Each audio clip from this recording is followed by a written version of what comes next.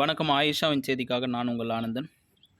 400 பேரு டெட்டு வழக்கு அப்படின்னு ரொம்ப பரவலாக பேசப்பட்ட வழக்கோட தீர்ப்பு நகல் வந்தாயிடுச்சு. இது 188 பக்கத்தில் இருக்குது. உங்கள் ஸ்க்ரீனில் பார்த்தாவே தெரியுது பாருங்கள். டெட்டு 10/7/2024 ஜட்ஜ்மெண்ட் 188 பக்கம் முழு தீர்ப்பு வந்துடுச்சு. அப்புறம் இந்த தீர்ப்பில் என்ன சொல்லியிருக்காங்க அப்படின்னா, சுருக்கமாக சொல்லலாம். ஒரு விஷயத்தை இந்த இடத்துல உங்களுக்கு சொல்லி புரிய வைக்கணும். போன வாரம் வந்தது தற்காலிக ஆசிரியர்கள் நியமனம் பண்ணக்கூடாது, அதற்காக நீதிமன்ற அவமதிப்பு வழக்கை மட்டும்தான் அதில் நீக்கப்பட்டது. மற்றபடி அது இந்த 400 பேர் வழக்கான தீர்ப்பு கிடையாது. இந்த 400 பேர் வழக்கு தீர்ப்பு என்ன சொல்லியிருக்காங்கன்னா, மனுதாரர்களை பொறுத்தவரையில் 2017 பாதியில் விடப்பட்ட நியமன செயல்முறைகள் தொடர வேண்டும் என மாநில அரசுக்கு உத்தரவிடப்பட்டுள்ளது.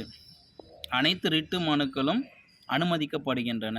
அப்போ எத்தனை ரிட்டு மனு இருக்கோ அத்தனை பேரையும் பணி நியமனம் பண்ண சொல்லியிருக்காங்க. என்ன விதியின் அடிப்படையில் அப்படின்னு ஒரு ஆர்டர் கொடுத்துருக்காங்க.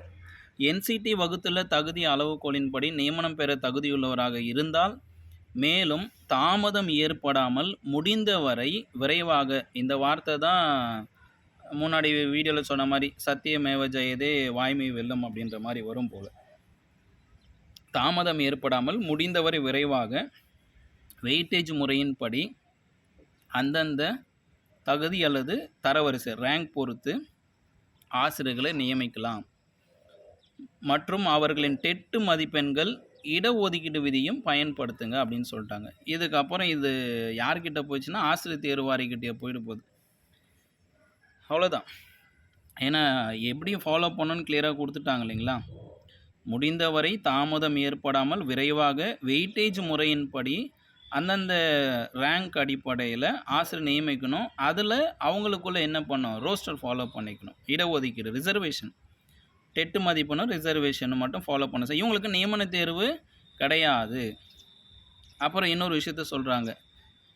25/10/2023 தேதியிட்ட ஆட்சேர்ப்பு அந்த வெப்சைட் அறிவிப்புக்கு முன்னரே இந்த ரிட் மனுக்கள் தாக்கல் செய்யப்பட்டதால், மேற்கூறிய ஆட்சேர்ப்பு அறிவிப்பில் ஏற்கனவே விளம்பரப்படுத்தப்பட்ட காலி பணியிடங்களின் எண்ணிக்கை அல்லது தற்போதைய காலி இடங்களின் எண்ணிக்கை மேலே கூறப்பட்ட நடைமுறைகளுக்காக காரணமாக குறிப்பிடக்கூடாதுன்னு சொல்லிட்டாங்க. நடைமுறைப்படுத்தாததற்கு காரணம் குறிப்பிடக்கூடாது. ரொம்ப கிளியராக சொல்லிட்டாங்க. நியமன தேர்வுக்கான நோட்டிஃபிகேஷனில் ஒரு குறிப்பிட்ட அளவிலான காலி பணியிடங்களை சொல்லியிருக்கீங்க. அப்புறம் இப்போது இருக்கிற காலி பணியிடம், ஸோ நாங்கள் நியமன தேர்வுக்குன்னு 3192 காலி பணியிடம் வச்சுட்டோம், அது ஃபிக்ஸ் ஆகிடுச்சு, அதனால் இவங்க 400 பேரை நாங்கள் நியமனம் கொடுக்க முடியாது அப்படின்னு சொல்லக்கூடாதுன்னு சொல்கிறாங்க.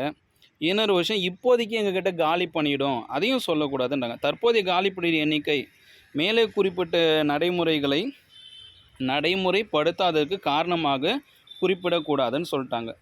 இதில் இன்னொரு விஷயம்னா, இந்த வழக்கு 400 பேர் வழக்கு அப்படின்னு சொல்கிறது. இது 400 பேர் வழக்குன்றதை விட ஒரு 9 எண்ணிக்கை ஆட் ஆகிருக்கு இந்த இதில். இதுதாங்க கவுண்ட்டு. ஒட்டுமொத்த ரிட்டு மனுவை கவுண்ட் பண்ணி பார்க்கும்பொழுது ஒட்டுமொத்தமாக 409 ஆசிரியர்கள், 409 ஆசிரியர்களுக்கு இந்த 188 பக்கம் ஜட்ஜ்மெண்ட் வந்திருக்கு. ஒரு சிலருக்கு பார்த்திங்கன்னா 2023 ஃபைல் பண்ணியிருக்காங்க. சில மனுக்கள் ரிட்டு பார்த்திங்கன்னா 2023 ஃபைல் பண்ணவங்களுக்கு இந்த தீர்ப்பு பொருந்தாதுன்ற மாதிரி ஒரு இடத்துல படித்தேன். அதை பற்றிய தகவல் நாம் முழுமையாக படித்து அடுத்த வீடியோவில் உங்கள்கிட்ட கொடுக்குறேன். ஏன்னா 188 பக்கத்தையும் நம்ம உடனே படித்து கொடுக்க முடியாது. தெரிந்த தகவல் வரையும் உங்கள்கிட்ட கொடுத்துருக்கேன். அடுத்த தகவலை நம்ம ஆயிஷா டீச்சர்ஸ் ஃபேமிலியிலும் பார்க்கலாம், இந்த நியூஸ் சேனலும் பார்க்கலாம். மீண்டும் இது போன்ற ஒரு உண்மை தகவலோடு சான்றுகளோடு உங்களை சந்திக்கிறேன். இது ஒன்றும் பொய்யெல்லாம் கிடையாதுங்க, உண்மை தான். ஓப்பன் பண்ணி கூட பார்த்துடலாம். டேட்டு 10/7/2024 இது இருக்காங்க பாருங்கள். நான் சொன்ன இந்த 409, இந்த Parvatha madam, Chinnamani madam, Amutha ma'am அப்படின்னு சொல்லிட்டு இது எத்தனை பேர் வராங்க இதில்? அதான் முதல்ல ஒரு 160 பேருக்கு ஒரு ரிட்டு போட்டிருக்காங்க. அதுக்கப்புறம் ஒரு 32 ஆசிரியர்கள். அதுக்கப்புறம் பார்த்திங்கன்னா அது ஒரு 144, 144க்கு பிறகு 51, 51க்கு அப்புறம் 9 ஆசிரியர்கள். அந்த 9க்கு அப்புறம் ஒரே ஒரு வெங்கடேசன் சார் அப்படின்னு சொல்லிட்டு ஒரே ஒரு தனியாக ஒரு ரிட்டு போட்டிருக்காங்க. அதுக்கப்புறம் இன்னொரு ஒரு 8 வந்திருக்கு. அவ்வளோதாங்க. ஸோ இதுதான் ஒட்டுமொத்தமாக இது 400 பேர் வழக்கு இல்லை, 409 ஆசிரியர்களுக்கான வழக்கு அப்படின்ற அடிப்படையில் 188 பக்கத்துக்கு இதோட தீர்ப்பு நகல் வந்திருக்குங்க. மீண்டும் இது போன்ற ஒரு உண்மையான தகவலோடு சந்திக்க இந்த ஆயிஷா நியூஸ் 24/7 அச்சம் தவிர.